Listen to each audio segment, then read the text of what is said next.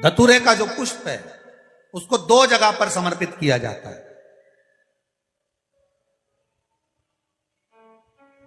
दो जगह, एक धतूरे का पुष्प जहां भगवान शंकर का जल चढ़ाने जाते हो, पूजन करने जाते हो, स्मरण करने के लिए जाते हो, वहां अशोक सुंदरी वाली जगह पर धतूरे को, फूल को समर्पित किया जाता है। एक दूसरे नंबर का धतूरे का जो फूल होता है, दो फूल जब हम समर्पित करने जा रहे हैं तो एक अशोक सुंदरी वाली जगह पर फूल का जो मुख होता है,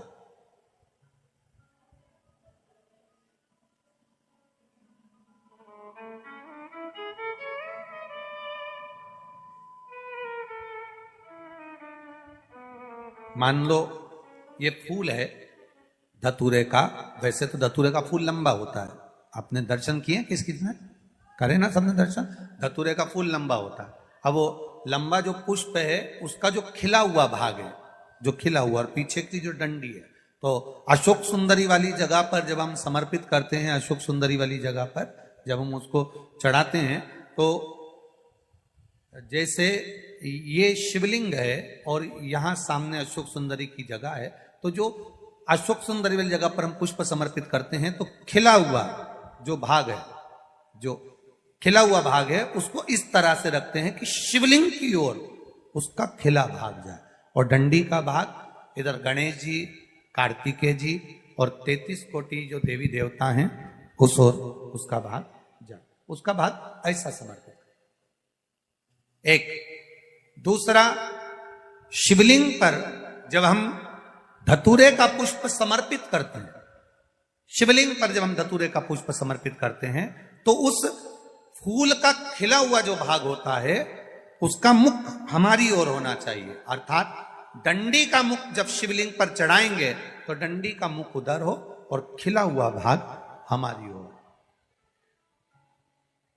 बहुत अंतर है महाराज। जैसे बेलपत्री चढ़ाते हैं तो बेलपत्री चढ़ाते समय डंडी का मुख अपने ओर कर लेते, पत्तियों का मुख उधर कर देते, तो खिला हुआ जो भाग है वो हम अपनी ओर रख लेते हैं।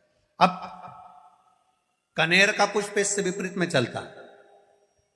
कनेर का जो पुष्प होता है उसकी डंडी का मुख हम अपनी ओर रख लेते हैं और खिला हुआ भाग महादेव की ओर कर देते हैं, वो थोड़ा विपरीत हो जाता है।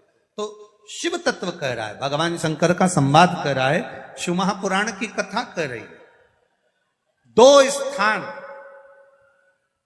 धतूरे के पुष्प को समर्पित करने के लिए दिए। कौन कौन सा स्थान है? जम के बोलो। पहला, जम के बोलो। अशोक सुंदरी के स्थान पर खिला हुआ भाग कहां होना चाहिए? महादेव की और डंडी का भाग जहां 33 कोटि देवता हों, गणेश जी, कार्तिकेय हों, उस ओर हो। और दूसरा देवाधिदेव महादेव के शीश पर।